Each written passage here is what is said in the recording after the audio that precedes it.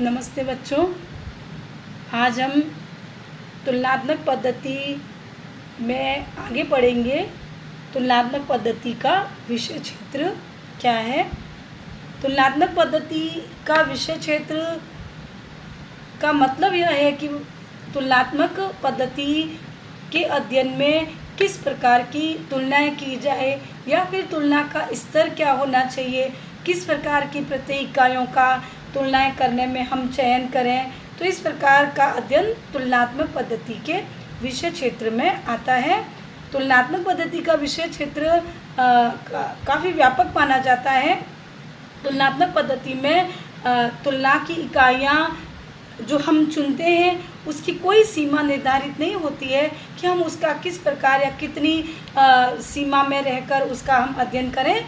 तो तुलनात्मक पद्धति में जब हम तुलनाएं करते हैं तो उसकी सीमा किस प्रकार निर्धारित की जाए, या शोध करने वाले व्यक्ति के उद्देश्यों पर, उसके साधनों पर, उसके पास किस प्रकार की सामग्री उपलब्ध है, किस प्रकार के वित्तीय संसाधन उपलब्ध है, उस पर निर्भर करती है। तो तुलनात्मक पद्धति का अगर विषय क्षेत्र की हम बात करते हैं बच्चों, तो इस पद्धति का प्रयोग दो स्तर की तुलनाओं के लिए सामान्यतः किया जाता है। प्रथम समष्टि स्तर की तुलना या वृहद स्तर की तुलना या व्यापक स्तर की तुलना। दूसरा व्यष्टि या लघु स्तरीय तुलना, जो हम छोटे स्तर पे या छोटे पैमाने पर जो तुलनाएं की जाती है। यद्यपि इन दोनों स्तर की तुलनाओं में तुलनात्मक पद्धति का प्रयोग एक समान तरीके से किया जाता है, परंतु इन दोनों प्रकार के स्तरों में जो अंतर है वो प्रत्येक ढांचों का अंतर होता है कि हम किस प्रकार के, हमारी तुलना की जो इकाई है उसका प्रत्येक ढांचा किस प्रकार का है, वह अध्ययन के लिए महत्वपूर्ण होता है। जैसे कि उदाहरण के तौर पर हम देखें कि यदि हम किसी देश की राजनीतिक व्यवस्था की तुलना किसी अन्य देश की राजनीतिक व्यवस्था से करते हैं तो इस प्रकार की तुलना वृहद स्तरीय तुलना कहलाएगी, व्यापक स्तर की तुलना कहलाती है इस प्रकार की। लेकिन यदि हम किसी राजनीतिक व्यवस्था के किसी एक भाग का या अंग का अध्ययन करते हैं, जैसे हम एक देश की व्यवस्थापिका की तुलना दूसरे देश की व्यवस्थापिका से करते हैं, तो यह तुलना लघु स्तरीय तुलना कहलाती है, छोटे स्तर की तुलना कहलाती है। हालांकि इन दोनों स्तर की तुलना एक दूसरे से जुड़ी भी होती है, क्योंकि अगर हमें किसी देश की व्यवस्थापिका की तुलनाएं करनी है तो उसके लिए ज़रूरी है कि हम दोनों देशों की राजनीतिक व्यवस्थाओं को समझें और उसकी तुलना करें। तो ये आपस में निरपेक्ष न होकर दोनों स्तर की तुलनाएं सापेक्ष होती है, यानी एक दूसरे से जुड़ी भी होती है। इसलिए हम इन दोनों स्तरों में किसी प्रकार का सीमांकन नहीं कर सकते या किसी प्रकार की एक विभाजन रेखा नहीं खींच सकते, या संभव नहीं है कि दोनों में लघु स्तरीय तुलना या व्यापक स्तर की तुलना किस प्रकार की है। तो संपूर्ण राजनीतिक व्यवस्थाओं की जो तुलना है वो व्यापक तुलनाएं कहलाती है, और राजनीतिक व्यवस्था की किसी एक भाग की तुलना लघु स्तरीय तुलनाएं कहलाती है। तो इस प्रकार तुलनात्मक विश्लेषण लघु स्तरीय और व्यापक दोनों हो सकता है एक ही साथ, एक ही संदर्भ में। तो इस प्रकार तुलनात्मक पद्धति का विषय क्षेत्र अगर हम देखें, सामान्यतः हम देखें तो वो बहुत व्यापक हो जाता है। अगर इन दोनों स्तर की तुलनाओं को हम सापेक्ष दृष्टि से अगर देखें, समझें, तो व्यापक तुलनाओं का स्तर हो जाता है। तो तुलनात्मक पद्धति का प्रयोग चाहे हम लघु स्तर पर करें चाहे व्यापक स्तर पर करें, लेकिन तुलनात्मक पद्धति का प्रयोग जब हम तुलनाएं करने के लिए करते हैं तब उसके विभिन्न चरण जो हमने पिछली क्लास में पढ़े थे वो विभिन्न चरण एक समान होने चाहिए, और उनमें अंतर केवल अध्ययन का स्तर कैसा है, वो व्यापक है या फिर सीमित है, वह महत्वपूर्ण होता है।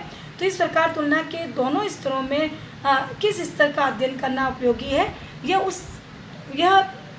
तत्कालीन परिस्थितियों पर निर्भर करता है कि हम किस स्तर की तुलनाएं करें, या हमारा अध्ययन उद्देश्य किस तरह का है, या हम क्या चाहते हैं, किस तरह का सिद्धांत निर्माण चाहते हैं, उस पर निर्भर करता है कि हम किस स्तर की तुलनाएं करें। तो इस प्रकार अगर हम देखें तो दोनों स्तर की तुलनाएं अगर हम करते हैं तो उन दोनों स्तर की तुलनाओं में कुछ सीमाएं होती है या कुछ प्रतिबंध टाइप हम समझ सकते हैं कि उसमें उन सीमाओं का या उन प्रतिबंधों का या उन परिस्थितियों का हमें ध्यान रखना पड़ता है। जब हम दोनों स्तर की तुलनाएं करते हैं तभी हम तुलनात्मक पद्धति के विषय क्षेत्र को समझ सकते हैं। कहने का तात्पर्य है कि जब भी अध्ययनकर्ता तुलनात्मक पद्धति का प्रयोग तुलना करने के लिए करता है तो उसको किस किस स्तर पर या किन किन सीमाओं का ध्यान रखना है या किस स्तर पर उसको अपने अध्ययन को उपयोगी बनाना है। तो सर्वप्रथम सीमा या सर्वप्रथम जो एक प्रतिबंध है या एक आवश्यक परिस्थिति है वह है उद्देश्य।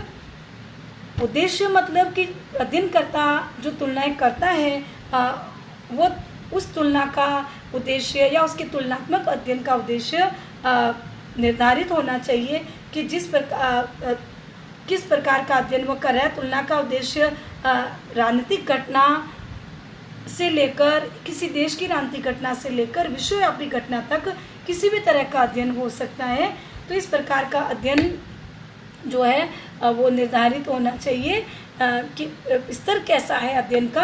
अगर विश्वव्यापी घटना का अध्ययन करना है तो उसके लिए समष्टि स्तर का अध्ययन ज़रूरी है या शोध ज़रूरी है। अगर हम हमारे देश की किसी घटना का या किसी राजनीतिक व्यवस्था के किसी भी एक घटना का अध्ययन करना चाहते हैं तो उसके लिए लघु स्तर की या वृष्टि स्तर की तुलनाएं पर्याप्त सिद्ध होती हैं। दूसरी सीमा या आवश्यक परिस्थिति जो तुलनात्मक पद्धति का प्रयोग करने के लिए ज़रूरी है वह है साधन। साधन मतलब कि जब भी कोई अध्ययनकर्ता तुलनाएं करने के लिए शोध करता है तो वो अपने साधनों से प्रभावित होता है। साधन मतलब कि जब कोई भी शोध करता है या अध्ययनकर्ता जो शोध करता है उसके पास क्या साधन होते हैं। एक तो शोधकर्ता स्वयं, दूसरा शोध की सामग्री और तीसरा शोध के लिए वित्तीय संसाधन या धन संबंधित संसाधन किस प्रकार के हैं।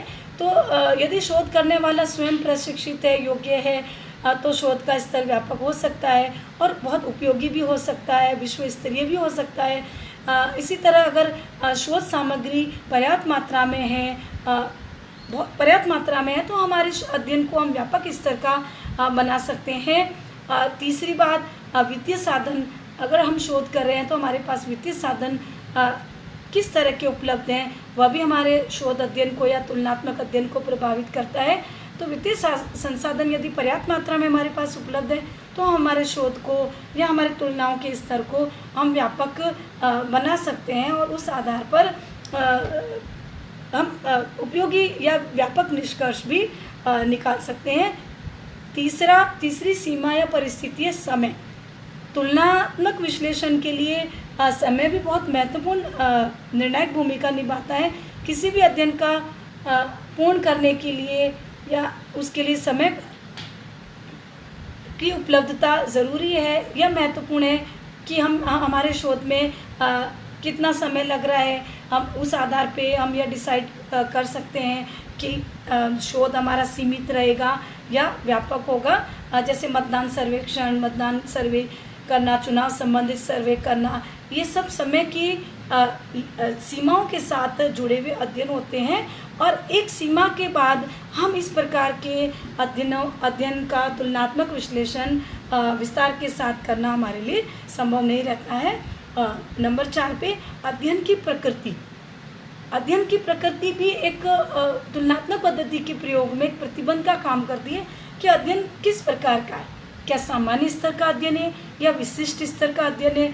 अगर सामान्य तो हम देखते हैं कि विशिष्ट अध्ययन जो है वो लघु स्तरीय होते हैं और सामान्य जो अध्ययन होते हैं वो वृहद स्तर के होते हैं। तो इस प्रकार का अध्ययन का प्रकृति भी हमारे तुलनाओं के स्तर को प्रभावित करती है। जब हमारे अध्ययन में हम देखते हैं कि सामान्य जो वैधता वाले जो निष्कर्ष हैं या सिद्धांत हैं वो लघु स्तरीय अध्ययन से संभव नहीं हो पाते हैं। तो इसके लिए सिद्धांतों की प्रामाणिकता के जांच के लिए वृहद स्तरीय अध्ययन और तुलनाएं ज़रूरी हो जाती है शोध में या अध्ययन में। तो इस प्रकार की कुछ सीमाएं होती है तुलनात्मक पद्धति के प्रयोग में। तो इसीलिए तुलनात्मक पद्धति के प्रयोग के समय कुछ सावधानियां बरतनी ज़रूरी होती है अध्ययनकर्ता को, जो निम्नलिखित है। तुलनात्मक पद्धति का प्रयोग करते समय अध्ययनकर्ताओं को समानताओं के साथ साथ विभिन्न असमानताओं का ध्यान रखना चाहिए। मतलब किसी राजनीतिक व्यवस्था का अध्ययन करते समय हम उसमें विद्यमान समानताओं के साथ साथ असमानताओं का भी ध्यान रखना चाहिए। उदाहरण के लिए जैसे भारत और इंग्लैंड के लोकतंत्र का यदि हम अध्ययन कर रहे हैं तो उसके लिए हमें केवल ऊपरी समानता नहीं देखनी है, बल्कि इन दोनों देशों में जो विभिन्नताएं हैं, जो जातिवाद, धार्मिक विभिन्नताएं, आर्थिक जो विषमताएं हैं, उन सब का भी हमें ध्यान रखना ज़रूरी है, तभी हम यथार्थ तुलनाएँ कर सकते हैं। दूसरा, अध्ययनकर्ता के द्वारा मानव स्वभाव और उस समय की विशेष सामाजिक, आर्थिक और आंतरिक परिस्थितियों का भी ध्यान रखा जाना चाहिए, क्योंकि किन्हीं भी हम संस्थाओं का जो हम अध्ययन करते हैं वो उन विशेष परिस्थितियों पर निर्भर करता है जो उससे प्रभावित होते हैं। इसलिए हमें मानव स्वभाव को सामाजिक, आर्थिक और राजनीतिक परिस्थितियों का ध्यान रखना ज़रूरी है। और यदि तुलनाएं करते समय हम संबंधित सामाजिक, आर्थिक वातावरण का ध्यान नहीं रखते हैं जो किसी देश की राजनीतिक व्यवस्था को प्रभावित करते हैं, तो इस प्रकार की तुलनाएं भ्रमपूर्ण निष्कर्ष निकाल सकती है या निकालती है। जैसे मॉन्टेस्क्यू ने ऐसा किया। मॉन्टेस्क्यू ने ब्रिटेन के लोगों की स्वतंत्रता का कारण शक्ति विभाजन को मान लिया, लेकिन वास्तव में ऐसा नहीं था। ब्रिटेन में शक्ति विभाजन का सिद्धांत कभी नहीं अपनाया गया था, इसलिए वो निष्कर्ष गलत था, क्योंकि मॉन्टेस्क्यू ने ब्रिटेन की आर्थिक, सामाजिक और आंतरिक परिस्थितियों का व्यवहारिक विश्लेषण नहीं किया।